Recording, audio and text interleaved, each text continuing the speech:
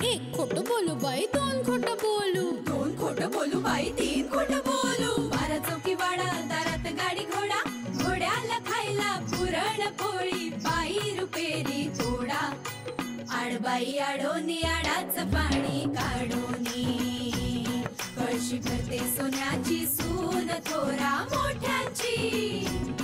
असं सासर नको ग बाई, नाव नुसतं मोठं, नाव नुसतं मोठं, ज्याचं लक्षण बारी खोट. पैलमा गणेश देवा, माझा खेळ मांडला, करीन तुझी सेवा, करीन तुझी सेवा, मला हवा करतार, चंद्रपोळी चौकडीत माझा संसार. 3 दगडांची चूल फुंकले निखारे, मुठभर जोंधळात सुख माझे सारे. नांदा सौख्य भरे, नांदा सौख्य भरे, नांदा सौख्य भरे, नांदा सौख्य भरे. आणि काय बोलायचं ते बोल, माझ्याजवळ फार वेळ नाही. कुठून सुरुवात करू हेच कळत नाही. सरळ मुद्द्यावर ये. मी अमेरिकेला चालली आहे कायमची. महेशला जॉब ऑफर झाला. उत्तम, तिथे तरी नीट राहा.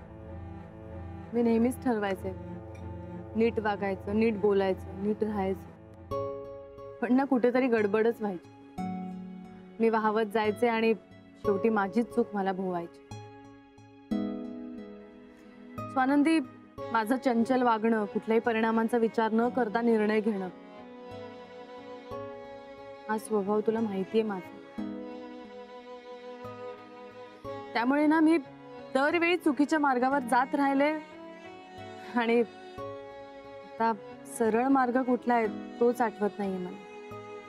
हे सगळं मी आधी सुद्धा तुझ्या तोंडून ऐकलं. तेव्हा मी वरवरच बोलत होते, आता मी खूप मनापासून बोलते. स्वानंदी, ललिता काकूंच्या बोलण्यात मी अडकत गेले आणि वाहवत गेले. पण मला आत्ता कळतंय की किती एकटी आहे. महेश पण खूप चेंज झालाय. पहिल्यासारखं वागत नाही, बोलत नाही. घरातले सगळेच माझ्याशी नीट वागत नाही. आणि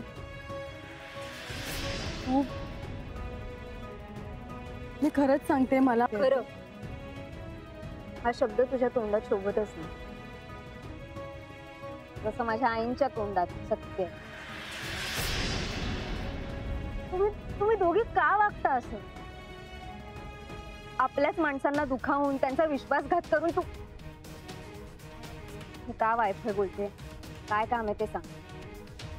लास्ट टाइम बाबांच्या प्रकरणात जो तू मला फोटो दाखवला होतास ना, तेव्हा मी तुला म्हणाले होते हे सगळं मी केलंय, पण तसं नाहीये. म्हणजे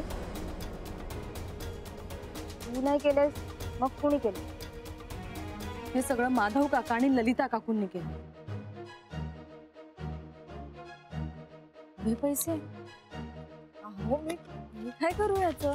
तर हे पैसे तू बाबांच्या एखाद्या वस्तूमध्ये लपवून ठेव आणि ती वस्तू स्वानंदीच्या हातून बाबांना मिळेल अशी व्यवस्था कर.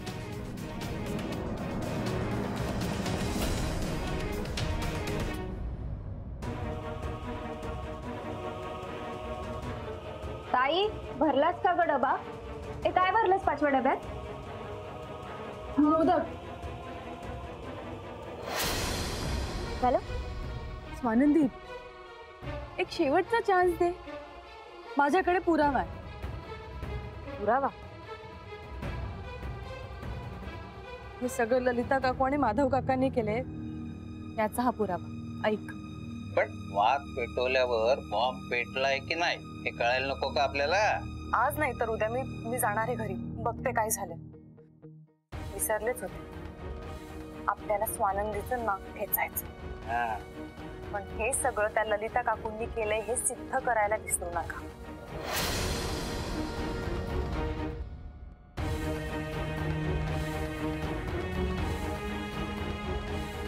ललिता काकू, तुम्ही म्हणजे तुम्ही दोघांनी मिळून मला? हो, आम्ही वापर करून घेतला तुझा. एकदा नाही 2दा. आणि मला खात्री आहे 3ऱ्यांदा सुद्धा आम्ही तुझा वापर करून घेऊ. कारण तू बावळट आहेस, मूर्ख आहेस, 1 नंबरची मूर्ख आहेस. ललिता काकू हे तुम्ही बोलताय? अगं हो, मीच बोलतेय. वा वा वा, तयारी सुरू आहे. हे वहिनी, ओ भजी तिखट कर प्लीज. हो, मी जास्त तिखट टाकते. आणि हो, बटाटा भजी पण कर. दादाला आवडते ना? हो, पण मी ती करून नाही ठेवणार, कारण भजी गरमच छान लागते. तुम्हाला यार एवढी काळजी घ्यायला कसं जमतं ना वहिनी? काय सांगू आता तुम्हाला? तुम्ही हा प्रश्न ना स्वानंदीला विचारा, ती तुम्हाला त्याचं नीट उत्तर देईल. स्वानंदी, तिला तर काय जगाची काळजी आहे. आता बघ ना, सुट्टी आहे तरी पण डिफिकल्टी सॉल्व्ह करते विद्यार्थ्यांच्या, क्लास नंतर सुद्धा. आहे की नाही ग्रेट? असू द्या हो, येईल एवढं. वहिनी, ओ हो, दादाचा फोन आहे. उचलू का? आलेच. त्याला सांग भजी गारवायच्या आत ये म्हणून. हो हो.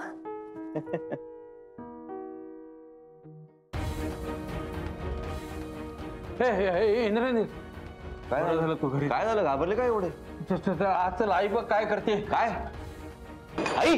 हे आई, काय काय करतेस तू? हा, झोपेच्या गोळ्या एवढ्या? आई, काय झालंय? काय झालंय? काय त्रास काय तुला? आई, मला जगायची इच्छाच नाहीये. म्हणजे कुणाला माझा त्रास नको, कुणाला माझी काळी सावली जायला नको, माझा लाजीरवाडा भूतकाळ कुणाला कळायला नको, आणि अंधारेला भविष्य काळही कळायला नको. आई, आई तू शांत, तू रडू नकोस. तू पाणी पी बरं, पाणी पी. नको आई पाणी पी प्लीज, प्लीज पाणी पी. शांत हो. काय झालंय? का रडतेस तू? काय झालंय मला सांगशील का? जगण्याचाच कंटाळा आला रे मला इंद्रनील. अगं पण का? आता 2 दिवसापूर्वी आपल्याकडचा उत्सव संपला, सगळं चांगलं होतं तोपर्यंत. काय झालं? तुला कोणी काय बोललं का? बाबा तुम्ही जरा डॉक्टरला बोलवा ना प्लीज. हो हो हो. काय झालंय सांग बरं मला. तुला कोणी काय बोललंय का? ओझं झालं रे मला माझ्या आयुष्याचं, म्हणून भिरकावून द्यायला निघाले होते. कुणासाठी जगू आणि का जगू मी? प्लीज, निदान माझ्यासाठी तरी असं नको बोलू सुद्धा तू प्लीज. नाही रे इंद्रनील, तुम्हाला तुमचं आयुष्य आहे. तू, निरंजन, सोन्यासारख्या बायका आहेत रे तुम्हाला. सोन्यासारखा संसार आहे. आईची काय गरज आहे ना आता? आई असं नाहीये. अगं तू आहे म्हणून या सगळ्या गोष्टींना अर्थ आहे ना. तू नसशील तर हे काय महत्वाचं सांग बरं मला. काय झालं? तुला नक्की कोणीतरी काहीतरी बोलले? कोण बोललं? काय झालं सांग ना प्लीज. जो तो उठतो तो आम्हाला बोलत असतो, जो तो उठतो तो बोलतो. ते झाले असतील ना चुका, हातनं झाल्या असतील, कोणाच्या हातनं होत नाहीत त्या. हवे वाटते मला श्रीमंती, नाही का वाटत कोणाला? पण कुठे यावं आणि काही बोलावं आम्हाला, काही. कोण बोललं तुला? बच्ची मावशी तर सतत मागे लागलेलेच असतात माझ्या. स्वानंदीच्या मनात शंकेची पाल चुकचुकते ना. आता भैया साहेब आले होते. आल्यापासून किती बोलत होते आम्हाला, बघितलं असतं तू. नाही मला आदर आहे रे त्यांच्याबद्दल, पण आल्या दिवसापासून बोलतायत आम्हाला.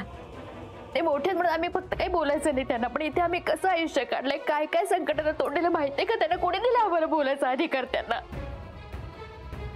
हो आहे ते, त्याचं आश्चर्य मला पण वाटत होतं.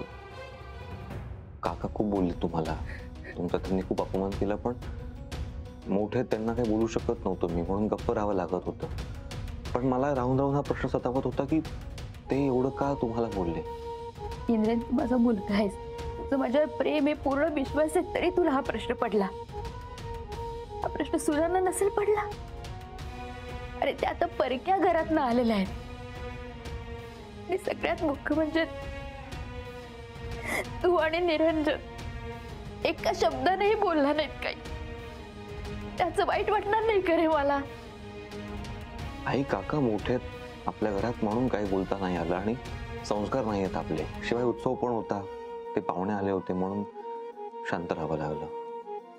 कारण काही असो, कारण काहीही असो, मी एकटी पडले ना रे. वच्ची मावशी त्यांच्या बहिणींच्या लाडक्या बहीण, निलिमा त्यांच्या डोळ्यासमोर मोठी झालेली. स्वानंदीबद्दल काय बोलून, भैयासाहेबांना फोन करून इथे बोलून घेताना एका शब्दाने तिने मला विचारलं नाही.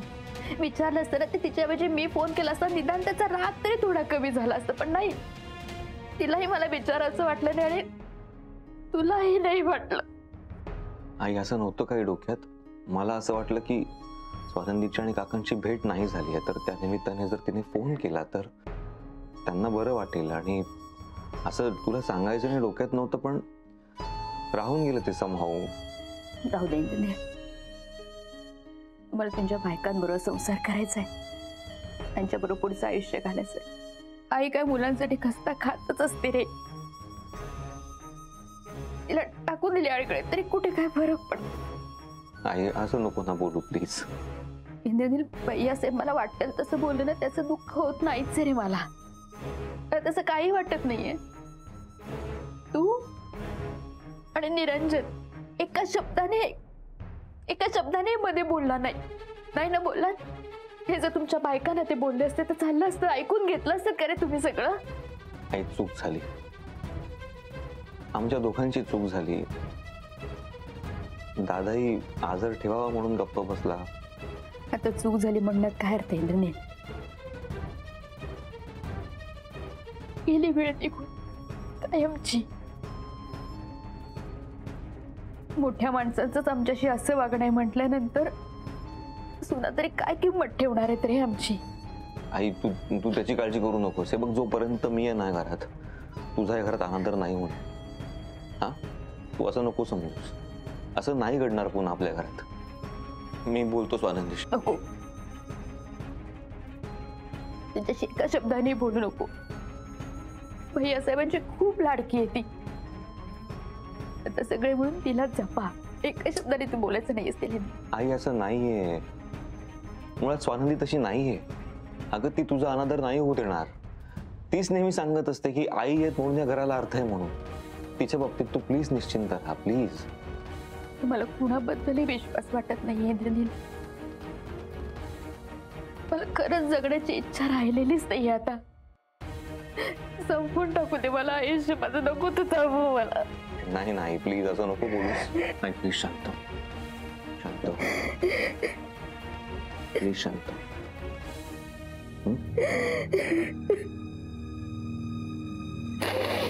शांत.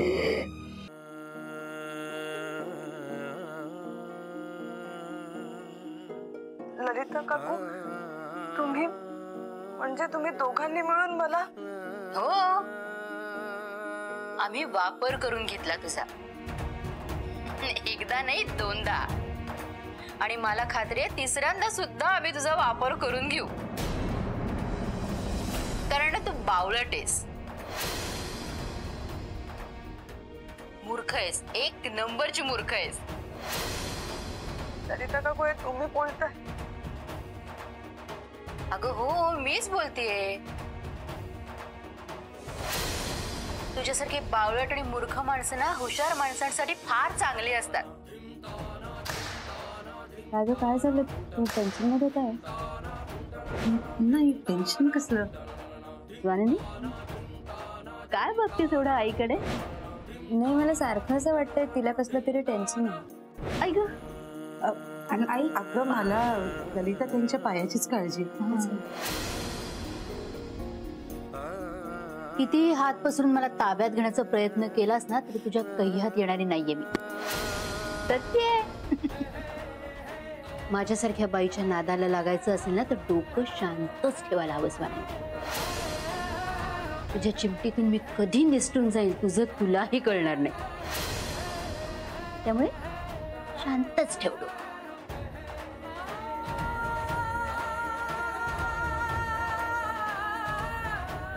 नाही, आता मी सहन करणार नाही. तर तू कधीच नाही बदलणार ना, माझ्या सासूबाई कधी सुधारणार. तुम्ही का करता असं? ताई मला खरंच वाटलं नव्हतं असं बाहेरच्यांचं ऐकून तू घरच्यांना त्रास देशील. तू का बोल, तुझ्याशी बोलण्यात ना काही अर्थच नाही. यापुढे प्लीज मला कॉन्टॅक्ट करू नको. आनंदी अगं हो, कारण ललिता जागीरदार आहे मी. तू खडा मारशी आणि तू माझ्या वर्मी लागेल अशा भ्रमात नको राहूस. म्हणजे काय म्हणायचंय तुम्हाला? आत्ताच म्हणालीस ना मला माझ्या घरच्यांची काळजी वाटतेय.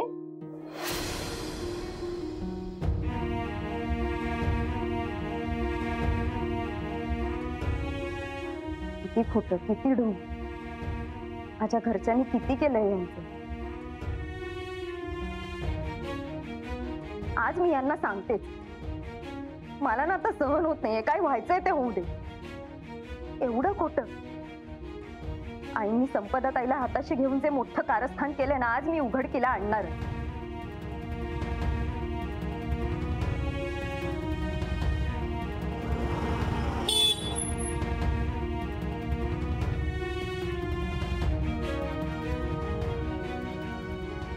आई तुला शपथ आहे माझी, प्लीज माझ्या चुकीची शिक्षा तू स्वतःला नको करून घेऊस. इंद्रनील तुझी काहीच चूक नाहीये.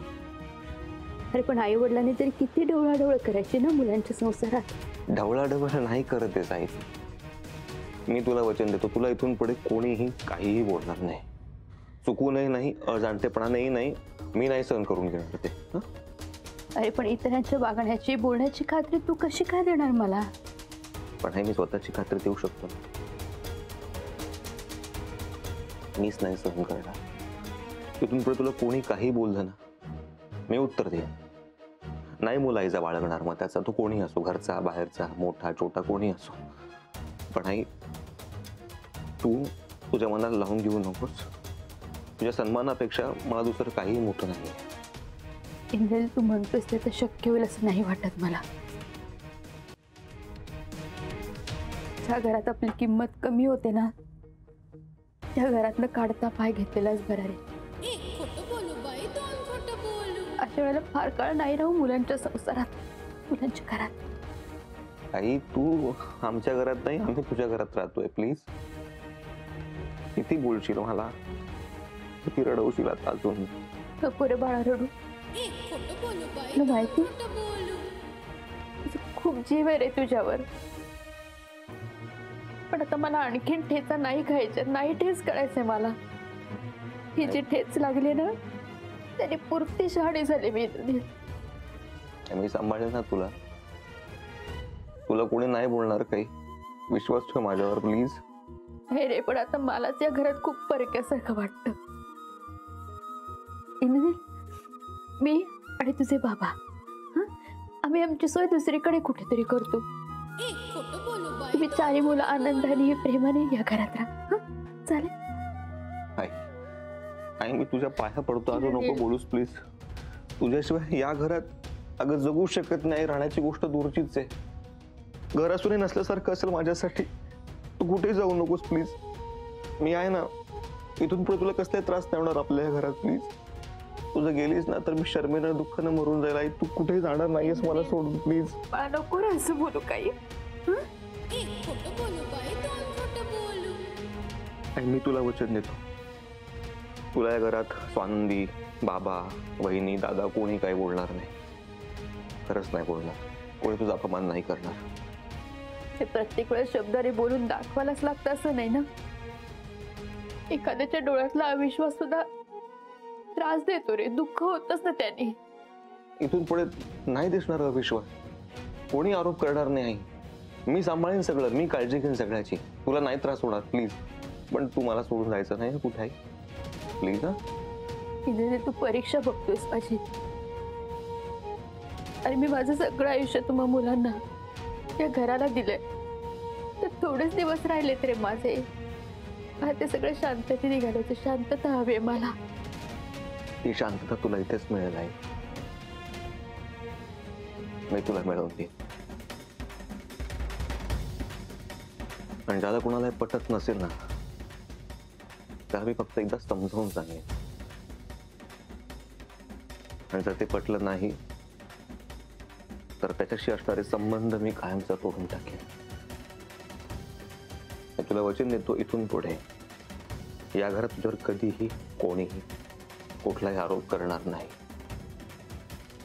आणि जर तो केला तर तुझ्या आधी माझा जीव जाईल.